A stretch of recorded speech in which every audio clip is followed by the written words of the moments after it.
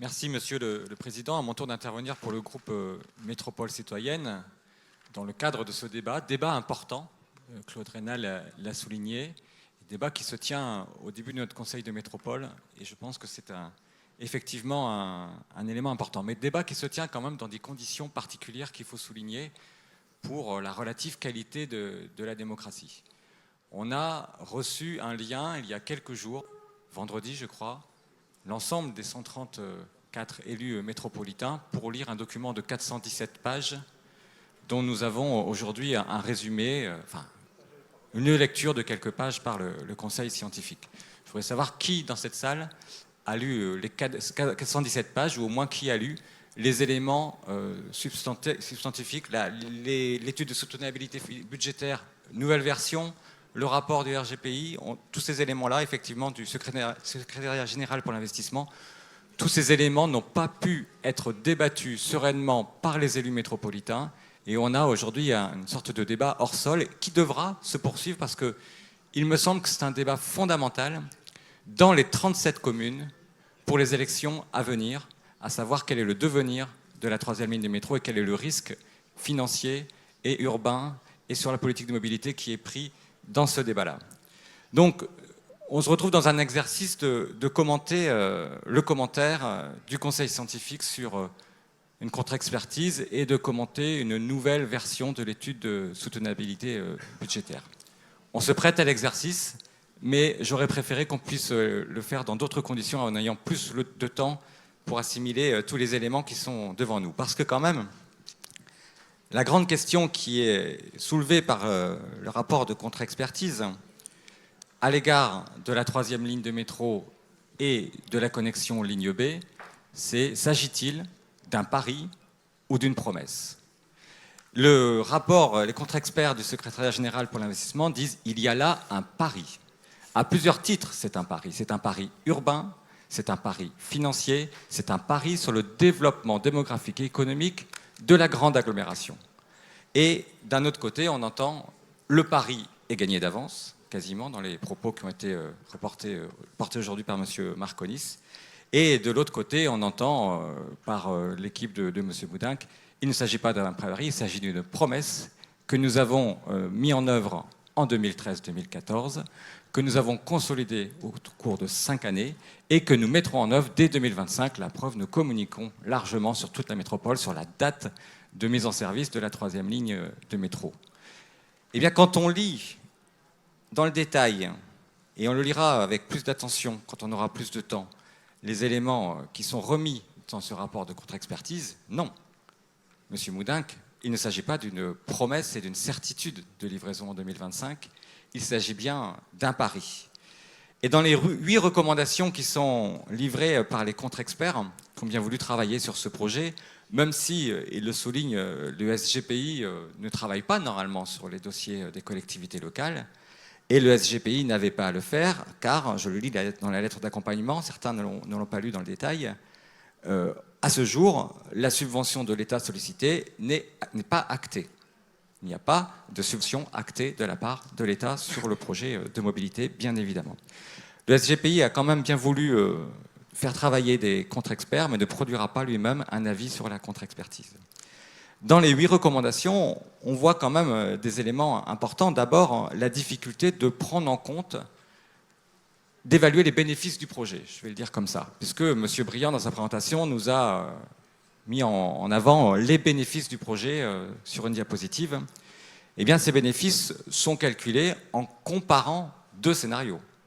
Ce qu'on appelle le scénario de projet, celui qui est soumis à enquête publique et qui est l'ensemble du projet mobilité, finalement, plus de 4 milliards d'euros. On pourrait même y adjoindre d'ailleurs les investissements routiers, 1,9 milliard, l'ensemble des problématiques des promesses d'investissement sur le plan mobilité. Cet élément de projet est comparé à un autre qu'on appelle scénario de référence, c'est-à-dire ce qui adviendrait dans la métropole en 2030 si nous n'apportions pas cet investissement de 2,7 milliards d'euros.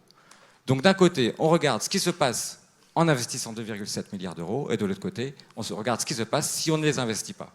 Évidemment qu'il y a le bénéfice du projet. Comment voulez-vous qu'il en soit autrement? 2,7 milliards d'euros, s'il n'y avait aucun un avantage significatif sur la diminution de la part modale de la voiture, ce serait évidemment très, très étonnant sur la manière dont les études ont été menées. Donc la comparaison est importante et il faut savoir précisément avec quoi l'on compare. Et d'ailleurs, le travail que nous menons au niveau des élus métropoles citoyennes, c'est de dégager un scénario alternatif à la troisième ligne du métro. C'est-à-dire que la question est de savoir, est-ce que l'on fait ça? Est-ce qu'il n'y a que cette proposition qui est sur la table? Ou est-ce qu'il y a un autre bouquet de propositions avec lesquelles nous pourrions comparer? Et les contre-experts soulignent d'ailleurs qu'il aurait fallu faire apparaître les investissements éludés dans l'option privilégiée TAE pour pouvoir comparer deux scénarios qui soient en réalité comparables. C'est techniquement difficile, je sais que vous nous le répondrez, messieurs du conseil scientifique, parce que vous l'avez mis dans vos éléments de réponse. C'est techniquement difficile, il faut savoir qu'est-ce qu'on met dans le scénario alternatif, mais c'est utile pour voir vraiment à quoi serviraient ces 2,7 milliards d'euros. Les contre-experts disent aussi pari sur le projet urbain. Ce projet n'est efficace et ne fonctionnera qu'à la seule condition qu'il soit accompagné d'un projet urbain et qu'il tienne toutes ses promesses sur le projet urbain. Et il réclame d'ailleurs dans une recommandation une stratégie d'aménagement. Pas simplement la promesse de travailler dans le cadre de la révision du SCOT, de traduire en juin 2020, si j'ai bien compris, dans les pactes urbains, la concentration urbaine qui se fera sur ces 28 km de tracé, pas seulement de réviser le PLUIH dès 2020 pour intégrer la troisième ligne du métro et la connexion de ligne B, mais mettre en place des outils d'aménagement. Ce n'est qu'avec ces éléments-là que nous pourrons garantir la réussite de ce projet, mais que nous pourrons voir aussi, dans le même temps, le projet de mobilité et sa contrepartie urbaine. Parce que ça, il faut le mettre quand même dans le débat public. Et c'est notre regret sur le PLUIH, d'ailleurs, qui n'a pas intégré la troisième ligne de métro. C'est que d'un côté, on dit ce sera superbe en 2025, vous aurez tel temps de trajet, telle accessibilité à un corridor de transport, et on ne dit pas dans le même temps, oui, mais l'essentiel de la concentration urbaine de la métropole se fera sur ces 28 km. Il faudra revoir les équilibres. Et ça, ce sera le débat d'après 2020. Je pense que ces deux débats doivent être menés conjointement dans le Paris urbain. Les contre-experts, et vous ne l'avez pas dit, et c'est étonnant, les contre-experts parlent de la question du phasage éventuel de la troisième ligne de métro. Phasage qui avait déjà été évoqué par d'autres, évidemment, beaucoup d'acteurs dans le débat public, mais aussi la Chambre régionale des comptes, il me semble. Et ils disent, les contre-experts, que la phasage permettrait d'introduire une flexibilité décisionnelle, parce que là, c'est extrêmement important pour le projet.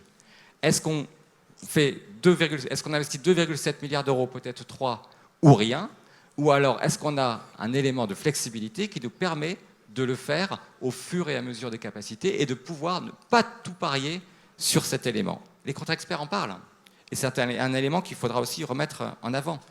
Les contre-experts parlent du tracé, beaucoup de débats depuis le départ sur le tracé lui-même, sur la variante nord, notamment au niveau de la Vache. Je ne vais pas prendre tous les éléments du débat, mais la boucle nord aurait mérité une analyse coût-bénéfice plus précise.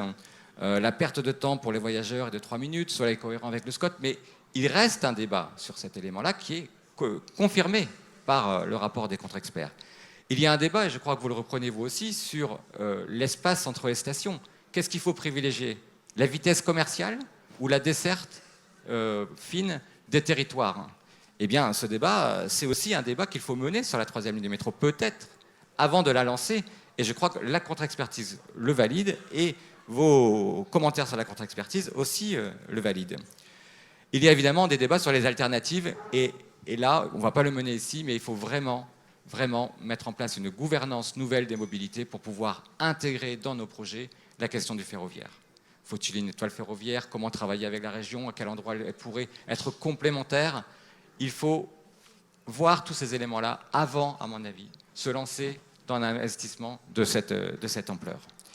Et il y a aussi un débat très fort sur la question de la maîtrise des coûts.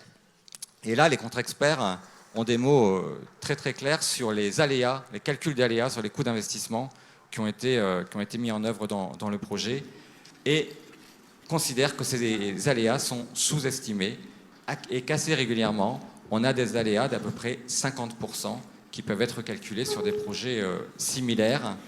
Et Monsieur Godec, vous êtes à 10 minutes. je vais terminer. Et ces éléments-là sont sans doute sous-estimés aujourd'hui dans le débat.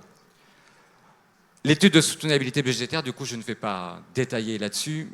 Claude Raynal en a largement parlé, mais il y a quand même des éléments nouveaux qui sont portés sur le risque qu'on fait peser à ce projet et donc à toute notre collectivité pour les décennies qui viennent, en faisant reporter l'essentiel de l'investissement sur le versement transport. On fait un pari très fort sur la dynamique économique. M. Marconis pourrait nous dire que c'est une tradition toulousaine, qu'effectivement, on a, par le passé, à Toulouse, anticipé les recettes du versement transport pour permettre de sous-investir au niveau des collectivités. Ce pari peut-il être maintenu pour les années à venir? C'est discutable. Enfin, quelques éléments quand même. Vous-même, messieurs, au niveau du conseil scientifique, vous écrivez qu'en cas d'aléa significatif, la faisabilité financière du projet mobilité serait compromise et nécessiterait soit d'amplifier les hypothèses de baisse de coûts ou de croissance des recettes d'exploitation, qui ont déjà été largement augmentées par la refonte des tarifs, soit de trouver des recettes exceptionnelles. Et on revoit la question de la fiscalité supplémentaire qui a été déjà mise en débat au niveau de la ligne à grande vitesse.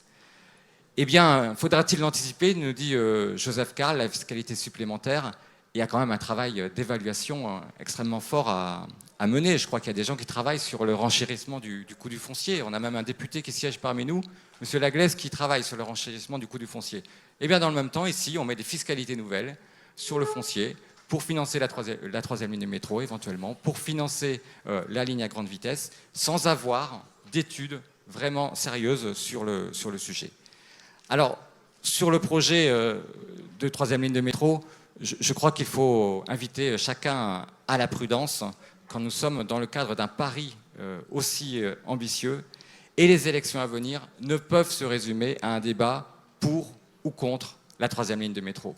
Monsieur Moudin, là-dessus, j'ai entendu des propos de votre part récemment. Vous avez dépassé 12 minutes. Je termine, c'est un débat important, vous me l'accorderez. Il y a d'autres solutions peut-être que la troisième ligne de métro, le plan mobilité tel qu'il est prévu actuellement. Il reste à construire des alternatives à ce projet de mobilité et de rendre, par ces alternatives, une meilleure desserte des territoires, moins concentrer le développement urbain sur la ville-centre et finalement rendre ce plan mobilité moins métro-dépendant. Ce n'est pas être contre le métro, ce n'est pas pour repousser les échéances, c'est pour mieux mesurer les bonnes solutions pour nos territoires et pour les décennies qui sont devant nous. C'est ça le débat qu'on doit mener sur les mobilités dans les 37 communes au cours des élections municipales.